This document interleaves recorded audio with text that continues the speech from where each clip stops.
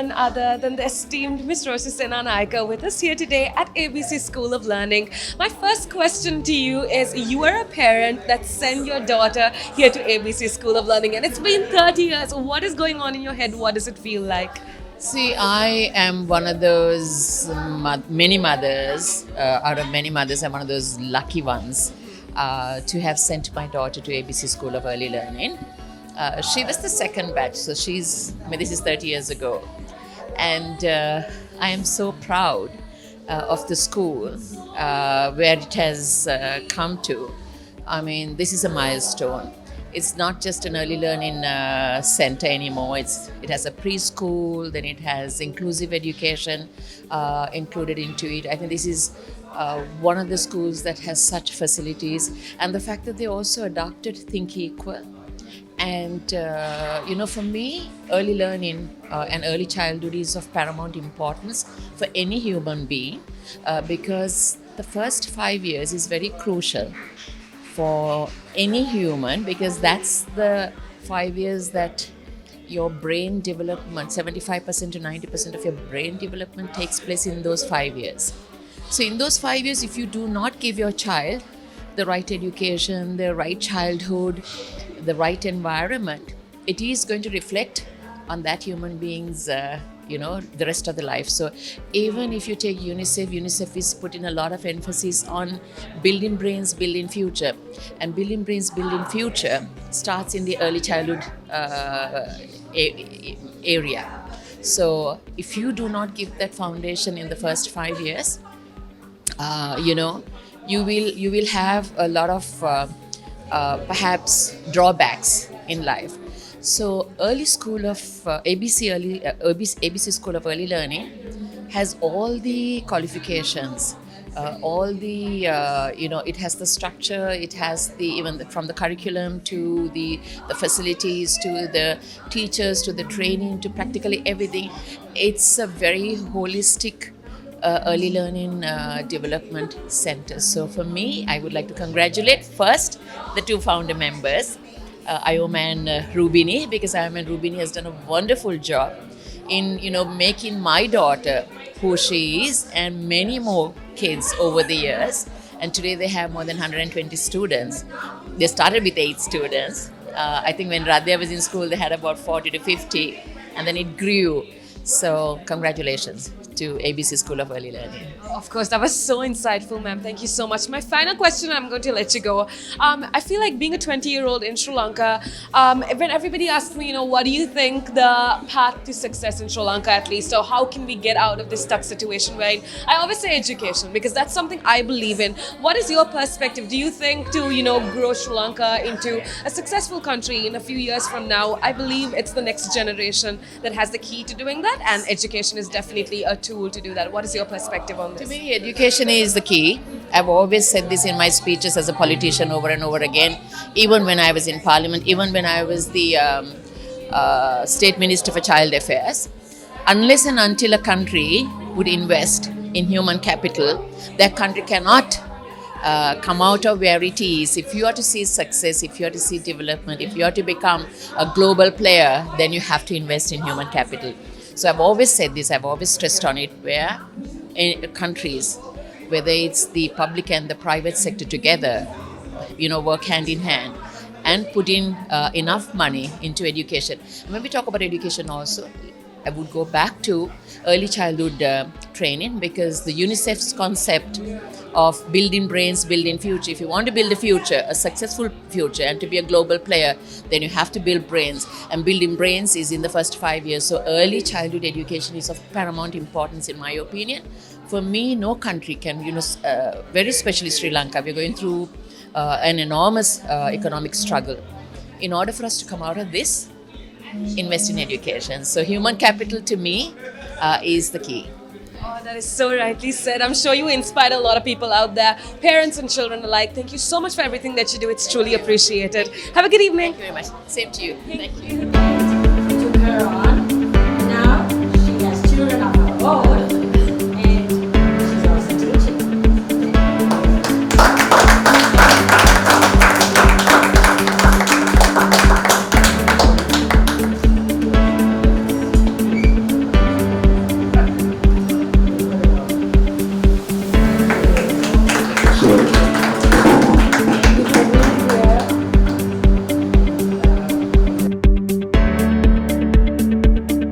with us none other than a very special lady who is known very commonly as Auntie Sugi or Sarangi Munavira, who is the principal and directress of ABC, a School of Early Learning. First of all, you spoke out then, it was amazing. And something that you kept speaking of is inclusive education. For everybody out there that doesn't know what inclusive education is, just tell me a little bit about it. It's about children born with learning disabilities, okay? Slow learners, we call them. We don't tag them, right? So these kids really are looked down upon in society, and the mums and dads sometimes live in denial that their kid has little issues, and they don't want to, show their kid off to anyone and hide them. So now they've opened out and they know that the child needs to be educated to some level, because the child needs to live on beyond the father and mother, okay? So we need to educate the child, give him basic education and skill building. But what I mean by skill building is where you teach them to sit, to stand, to use a washroom, to eat on their own, because those are skills they lack. So parents are so busy with their jobs and also depressed with a kid like that because they can't put it right. Most of the kids are with speech delays, so it becomes very difficult for a mom and father. And also the Asian culture is such that they point fingers at you. You know, it's like they say, you know, it's because of your wife that the kid is born like this. Nothing to do like that, you know. We have to take responsibility for the child. Now, where ABC comes in is because we have opened up and we have a unit called the skill building class, where we take children with learning disabilities, slow learners, and kids like with Down syndrome, autism, and various other conditions. And we groom them, we train them to fit into mainstream life, right? So that's what we do, and that's called inclusion, is because we get them to interact with the typical child, and then learn from the typical child, so that we know that when he goes out into society, he will know how to handle his behaviors and also be able to read a board. The minimum is to read a board. Some of them will also go up to doing O-levels, but that's a bit rare. But some of them do, and some don't, and they go into vocational training and things like that. So inclusion is where you teach a child with a learning disability along with a typical child, so that that child is given an opportunity in life. I think that's all that matters. That's all that matters in terms of education, giving a child an equal opportunity, giving a child to blossom. And that exactly is what ABC Early School of Learning has been doing for 30 years. What does it feel like? It's been 30 years. It's such a long time of nurturing children. What does it feel like? You gotta be proud to be standing here celebrating 30 years. Like I told you that, you know, it's the children who pay the school, where we pay back to the teachers and all. And that I've told the teachers is that they have to honor that. And I have the best set of teachers. See, they're superb. They work with the heart. That's what's important, not the rupees and cents. When it's early childhood education, it's about working with the heart. Because we are the children's mothers and aunties other than their mother. When they enter our gates, they are ours. And when we give them back, they're yours. Okay. Anyway. Anything else you want to know? I guess you covered everything. I mean, ABC, a School of Early Learning, sounds like a safe haven for all children, which is what's most important. Thank you so much for your time. I'm tired, so I may have not come out with the best of the best. Oh, I'm sure it was incredible. Thank you so much for your time. Have a good evening. We got with us two very, very special people without whom today would have not been possible. We have Miss Rupini and Miss Ayoma, who are actually the co-founders of this amazing, amazing education center or pre-learning education center. First of all, 30 years. Oh my goodness, that's gotta be something you're super proud of. Talk to me a little bit about it. What's going on in your head now, right now? What does it feel like to have an establishment that is 30 years old? So, well, I mean, to be honest, I didn't realize, it's been like only the other day, because I suppose we packed so much into our 30 years. And when Ayoma said, do you know, Rupini, it's going to be 30 years, I said, oh gosh, Ayoma, I didn't realize it, but anyway, but it's a super proud moment. At the moment, I can't say how elated I am, and just proud that that we were able to stick together, because very often people don't stick together, after 30 years as friends. They say doing Business with friends is so it's nice that we've managed to be together for so long, and of course another 30 years, as somebody says. Yes, we started as a partnership. When we decided to do the school, it was more like a hobby, and we called it ABC Playhouse. And then when the demand was there, we decided to launch ABC School of Early Learning and established our company, Kids Institute Private Limited. So it's been a very rewarding journey, especially when we see these kids today. And the first day when I walked in, I was really nervous, and my mom actually was there the first day. Rupini was pregnant with Anishan. My only son, my son. And, yes. So she had bed rest, and that morning I was so nervous, I told my mom, please can you come? I don't know how to look after these other children. And so that was the beginning of our journey.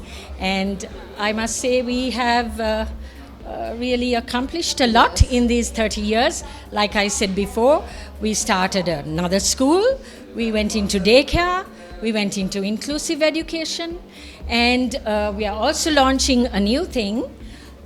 This has been my dream for 30 years. Like Gymboree, we're starting a Gym Tots program. So it's like Tumble Tots in UK. So that's another new thing for ABC. So we are very proud to be here today to celebrate this milestone. And I remember this, we also, ABC School of Early Learning, the early learning part of it was because we had a lot of equipment, can you remember, from Early Learning Center. So and at that time, Early Learning Center, getting in UK, getting the stuff down was very difficult. But since we used to do a bit of traveling, we used to bring a lot of things from Early Learning Center, and they were very educational stuff that we used to bring, and they were very strong wooden toys. So it was difficult to find furniture and everything, but whenever my husband or you traveled or whatever, he used to put a shipment in, and that's how we survived. But now you can go to Mother Care, you can go online, Kids Cart, Kids Unlimited, whatever. But when we started, we had a problem. But I guess what's beautiful about this place is that you, overthrew all of those challenges. You overcame all of those challenges, and you are here today. And I think what makes me the happiest being here is seeing so many of the older alumni and the children come back, and they've accomplished, of course. And that just shows that you're doing so much to Sri Lankan education, which we are so proud of, and we're so grateful to you for. Thank you so much for being with me tonight. It's been such a pleasure being here. It's been such a pleasure talking to you as well.